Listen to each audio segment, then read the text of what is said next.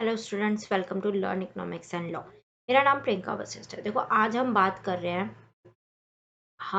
रहे थे मॉड्यूल से 4th चैप्टर।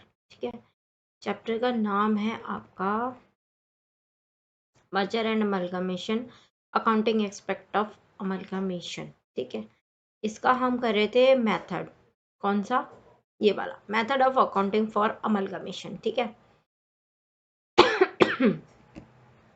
ठीक है, ये वाला method of accounting for amalgamation. ठीक है, इसमें दो मेथड होते हैं। There are two main method of accounting for amalgamation. हमने पढ़ा था अकाउंटिंग स्टैंडर्ड 14 जो है वो अकाउंटिंग फॉर अमलगमेशन के लिए होता है। अब वो करेंगे कैसे? उसके दो मेथड होते हैं, the pooling of interest method और दूसरा होता है द परचेज मेथड। ठीक है, pooling of interest method is used case of amalgamation, nature of merger हमने पहले पढ़ा था। नेचर ऑफ मर्जर होता है, नेचर ऑफ परचेज होता है। ठीक है, तो जो पूलिंग ऑफ इंटरेस्ट मेथड होता है वो नेचर ऑफ मर्जर में इस्तेमाल होता है, और परचेज मेथड जो होता है is use accounting for amalgamation, nature of purchase में। यानी कि purchase method nature of purchase में इस्तेमाल करेंगे अकाउंटिंग के, और नेचर ऑफ मर्जर में pooling of interest method apply करेंगे।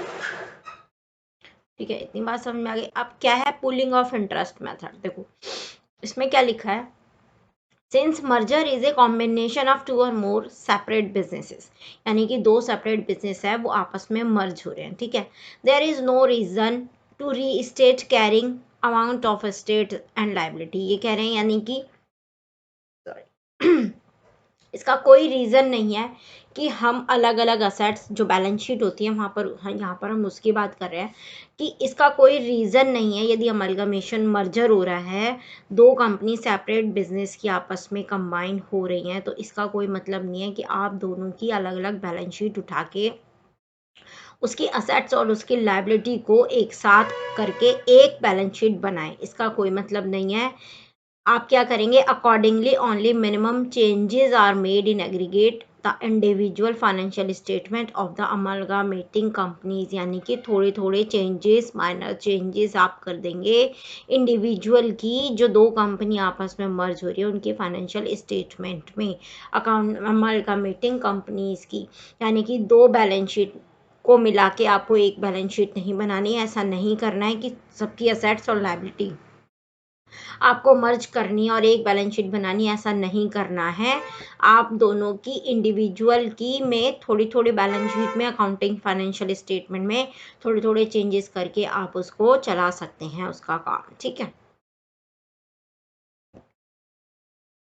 उसके बाद आगे क्या कह रहे हैं, in preparing the transferee company financial statement. जब आप ट्रांसफरी, अब देखो दो टर्म्स होती हैं, मैंने आपको पहले भी बताया था, एक ट्रांसफरर कंपनी और एक ट्रांसफरी कंपनी। ट्रांसफरर कंपनी वो होती है जो ट्रांसफर हो रही है, और ट्रांसफरी कंपनी वो होती है जिसमें ट्रांसफर हो रही है। ठीक है, अब यहाँ पर लिखा है in preparing the transferee company financial statement. जब आप ट्रांसफरी कंपनी यानी कि जिसमें दो कंपनी मर्ज हो रही हैं वो कंपनी की फाइनेंशियल स्टेटमेंट जब आप देखते हो, उसको बनाते हो, तब क्या करोगे आप? The assets, liability and reserves of the transferor company. अब यहाँ पर ट्रांसफरर कंपनी कौन सी हो गई? जो ट्रांसफर हो रही है। ट्रांसफरर कंपनी की असेट्स, लायबिलिटी और रिजर्व को आप कहाँ पर रिकॉर्ड कर दोगे? Should be recorded at their existing carrying amount. जो उसका उस समय का अमलगमेशन के टाइम का अमाउंट है वो आप रिकॉर्ड कर दोगे कहाँ पर? ट्रांसफरी कंपनी की बैलेंस फाइनेंशियल स्टेटमेंट में। जब आप ट्रांसफरी कंपनी की स्टेट फाइनेंशियल स्टेटमेंट बना रहे होगे और आपको पता है अमलगमेशन हुआ है, तो ट्रांसफरर कंपनी की असेट्स, तीन चीज़ें, असेट्स, लायबिलिटी और रिजर्व को आप रिकॉर्ड कर दोगे कहाँ पर? ट्रांसफरी कंपनी की फाइनेंशियल स्टेटमेंट में आप डाल दोगे।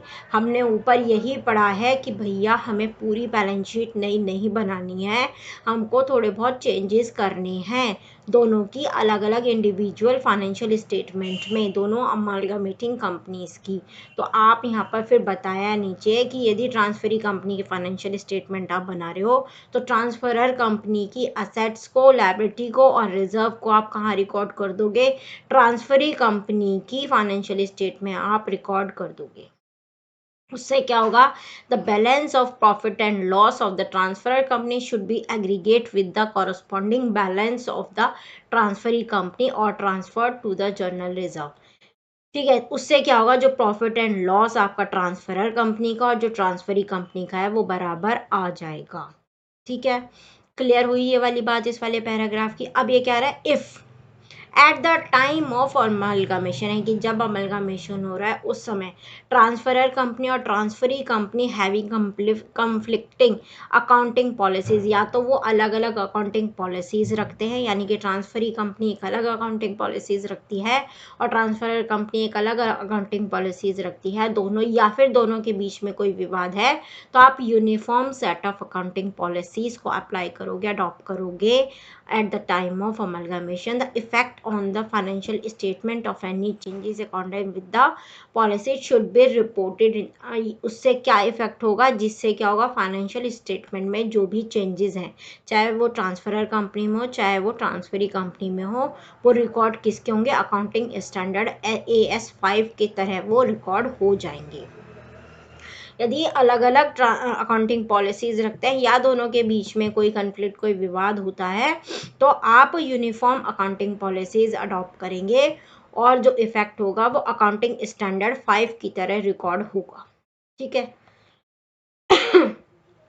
ये इस पैराग्राफ में ये बात कह रहे हैं। ठीक है,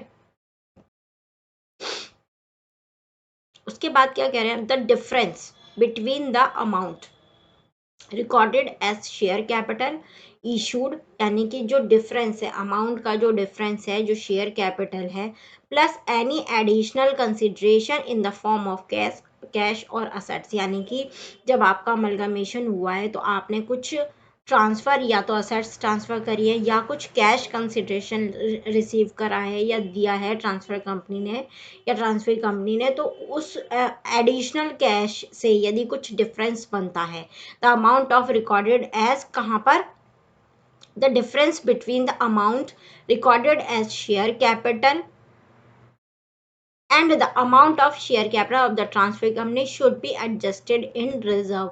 वो आप किस में डाल दोगे, यदि किसी भी अमाउंट का, यदि आपने कैश एडिशनल लिया है या कोई असेट्स एडिशनल आ गई हैं, कोई भी डिफरेंस शेयर कैपिटल में, इशूड शेयर कैपिटल में ट्रांसफर कंपनी का आता है, तो वो आप डिफरेंस कहाँ डाल दोगे, कंपनी की रिजर्व में डाल दोगे। कहाँ डाल दोगे, रिजर्व में। Pooling of interest assets reserve की बात करता है, असेट्स और लायबिलिटी की बात करता है। ठीक है, तो वो आप कहाँ डाल दोगे, रिजर्व में। It has been clarified that the difference between the issued share capital of the transferee company की जो इशूड शेयर कैपिटल है and the share capital of the transferor company should be treated as capital reserve. वो कैसे, जो difference है उन दोनों के बीच का, ट्रांसफरी कंपनी की इशूड शेयर कैपिटल का और ट्रांसफरर कंपनी की शेयर कैपिटल के बीच में जो डिफरेंस है वो आप कहाँ डाल दोगे, उसकी एंट्री डल जाएगी कैपिटल रिजर्व में। The reason is that the difference is akin to share premium, यानी कि इसका रीज़न क्या है, ऐसे रिजर्व, कैपिटल रिजर्व में डालने का रीज़न क्या है, जिससे वो शेयर प्रीमियम के बराबर आ जाएगी। फर्दर मोर रिजर्व क्रिएटेड, यदि आप रिजर्व क्रिएट करते हैं अमलगामेशन के टाइम पे, is not available for the purpose of distribution of shareholders as dividend or bonus share, यानी कि जो आप अमलगामेशन के टाइम पे रिजर्व में जो अमाउंट डाल रहे हो, वो रिजर्व का अमाउंट कभी भी शेयर होल्डर्स को डिविडेंड और बोनस देने के काम में नहीं आता है। वो पैसा कभी भी शेयर होल्डर्स को नहीं दिया जाता है डिविडेंड के रूप में या बोनस के रूप में।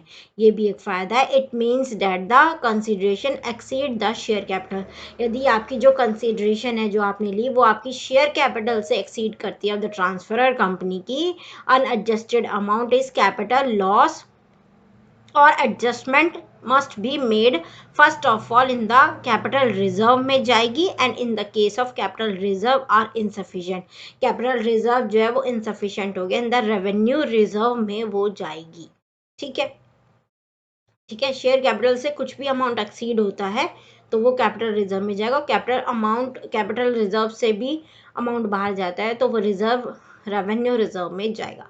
However, if the capital reserve and the revenue reserve are insufficient, The unadjusted difference may be adjusted against revenue reserve by making addition thereto by the appropriate form of profit and loss account. ठीक है, क्या लिखा है? First of all capital reserve, and in case capital reserve are insufficient in the revenue reserve. However, if the capital reserve and revenue reserve are insufficient, the unadjusted difference may be adjusted against revenue reserve by making addition thereto by the opportunity form profit and loss account में जाएगा. किसे addition thereto appropriation of profit and loss account में जाएगा. There should not be direct debit to the profit and loss account. ठीक है, if there is insufficient balance the profit and loss account, also the difference should be reflected on the asset side of the balance sheet separate heading में आप उसको डाल देंगे asset side की.